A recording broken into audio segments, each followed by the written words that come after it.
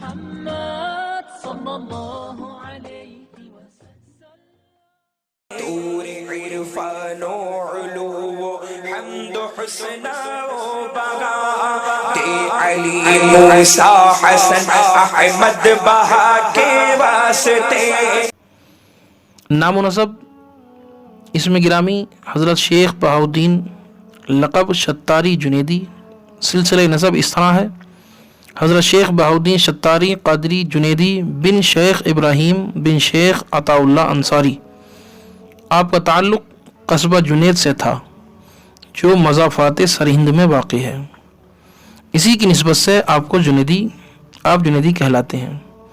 تاریخ ولادت: کتب سیر آپ کی تاریخ ولادت کے بارے میں خاموش ہیں. تقریباً آپ کی ولادت باسعادت 9ویں صدی ہجری کے وسط میں ہوئی ہوگی. آپ کی جائے ولادت قصبہ جنید مضافات سرہند ہند ہے، یعنی ہندوستان ہے.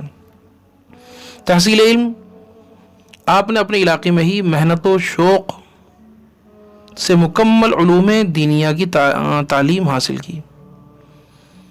تحصیل و تکمیل فرمائی: آپ علوم عربیہ، فقہ اور اصول فقہ میں مہارت تامہ حاصل تھی. آپ کا علمی مقام بہت بلند تھا. آپ کی ذات مرجع علماء و فقراء تھی. آپ صاحب تصانیف بزرگ تھے. رسالہ شتاریہ آپ کی مشہور تصنیف ہے جس کا ذکر حضرت شیخ عبدالحق محدث دہلوی نے اپنی کتاب اخبار الاخیار میں فرمایا ہے. بیعت و خلافت: آپ سلسلہ عالیہ قادریہ میں نبیہ غوث الاعظم حضرت شیخ سید احمد جیلانی کے دست حق پرست پر بیعت ہوئے.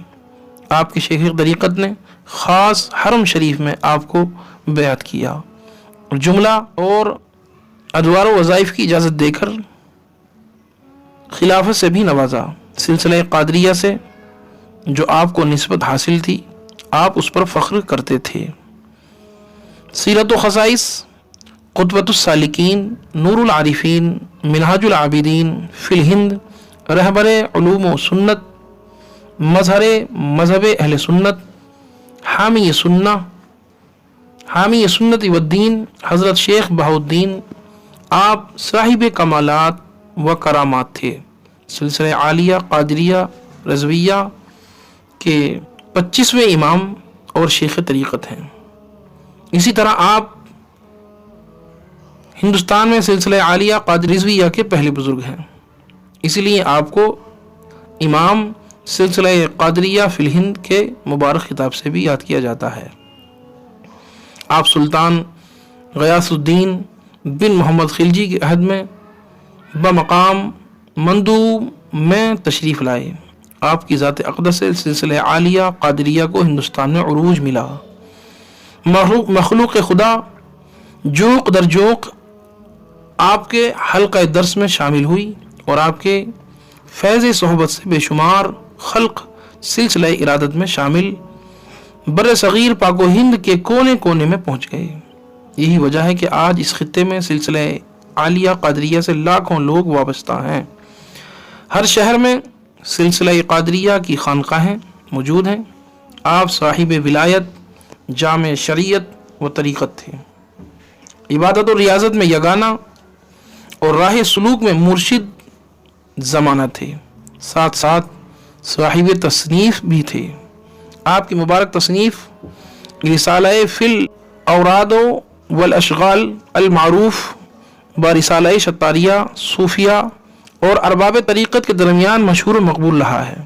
یہ رسالہ آپ نے اپنے مرید خاص اور احب الخلفاء حضرت سید شاہ ابراہیم ایرجی کے لیے تحریر فرمایا تھا. یہ رسالہ علوم و معرفت کا خزینہ ہے.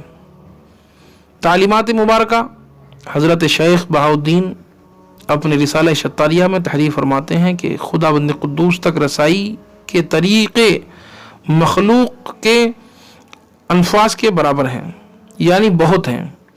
ان سارے طریقوں میں 3 طریقے زیادہ مشہور و معروف ہیں. پہلا طریقہ اخیار کا ہے اور وہ نماز، روزہ، تلاوت قرآن مجید، حج اور جہاد ہے. اس طریقے پر چلنے والے طویل سفر طے کرنے کے باوجود بہت کم ہی منزل مقصود تک پہنچتے ہیں.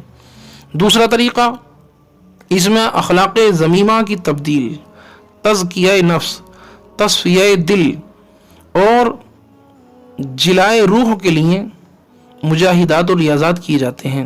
اس راستے سے منزل مقصود تک پہنچنے والوں کی تعداد پہلے طریقے کی بنسبت زیادہ ہے۔ تیسرا طریقہ شتاریہ ہے۔ اس طریقے پر چلنے والے ابتدائی میں ان منازل سے آگے نکل جاتے ہیں جن پر دوسرے طریقوں کی بنسبت زیادہ عمدہ اور تقرب اللہ کے اعتبار سے زیادہ قریب ہے۔ طریقہ شتاریہ کے 10 اصول ہیں۔ نمبر 1 توبہ، اللہ کے علاوہ ہر شے سے خروج کا نام توبہ ہے۔ نمبر 2 زہد، زہد نام ہے دنیا، اس کی محبت، اس کے سامان اور اس کی خواہشات کو ترک کرنے کا۔ نمبر 3 توکل، توکل اسباب دنیا سے کنارہ کشی کو کہتے ہیں۔ نمبر 4 قناعت، خواہشات نفسانیہ کے ترک کو قناعت کہتے ہیں۔ نمبر 5 عزلت، خلق سے میل جول کے ترک کو کہتے ہیں۔ نمبر 6 توجہ الی الحق، یہ ہر اس چیز کے چھوڑنے کا نام ہے جو غیر حق کی طرف داعی ہو۔ یہ وہ منزل ہے جہاں خداوند قدوس کے علاوہ کوئی مطلوب و محبوب اور مقصود باقی نہیں رہتا۔ نمبر 7 صبر، یہ انسان کا مجاہدہ کے ذریعے لذتوں کو چھوڑنا ہے۔ نمبر 8 رضا، اللہ کی رضا میں داخل ہو کر نفس کی رضا سے نکلنے کا نام ہے۔ اس طرح کہ احکام ازلیہ کو تسلیم کرے اور خود کو بغیر کسی اعراض کے مصلحت خداوندی کے حوالے کر دے۔ نمبر 9 ذکر، یہ اللہ تعالیٰ کے ذکر کے علاوہ تمام مخلوق کے ذکر کا ترک ہے۔ نمبر 10 مراقبہ، یہ اپنے وجود اور قوت سے نکلنے کا نام ہے۔ مراقبہ کے متعلق شیخ فرماتے ہیں کہ قرآن کریم کی وہ تمام آیات و کلمات جن سے توحید کا مفہوم سمجھا جاتا ہے، یہ سب اسماء مراقبہ ہیں۔ یعنی جب مراقبہ کرنے کا ارادہ ہو تو ان آیات کلمات کو پڑھا جائے، اور وہ کلمات یہ ہیں: وَهُوَ مَعَكُمْ أَيْنَمَا كُنْتُمْ أَيْنَمَا تُوَلُّوا فَثَمَّ وَجْهُ اللَّهِ أَلَمْ يَعْلَمْ بِأَنَّ اللَّهَ يَرَى نَحْنُ أَقْرَبُ إِلَيْهِ مِنْ حَبْلِ الْوَرِيدِ وغیرہ وغیرہ۔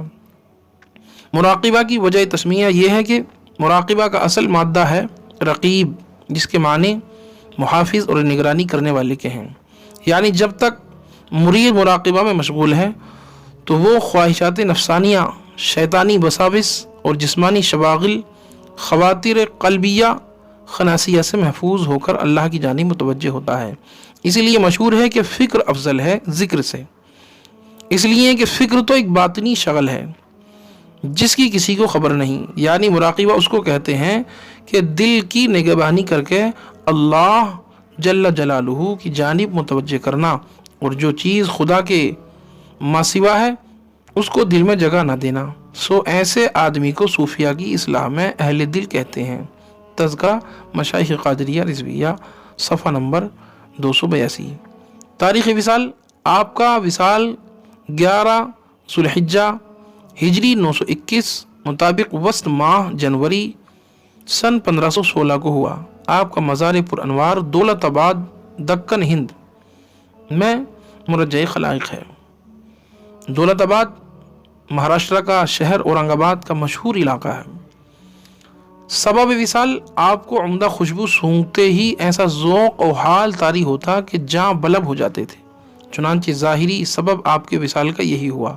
جس زمانے میں آپ بہت کمزور و ضعیف ہو گئے تھے، ایک شخص آپ کی خدمت میں نہایت ہی عمدہ اور اعلیٰ قسم کی خوشبو لایا، تو اسی خوشبو کے اثر سے آپ کی روح قفس عنصری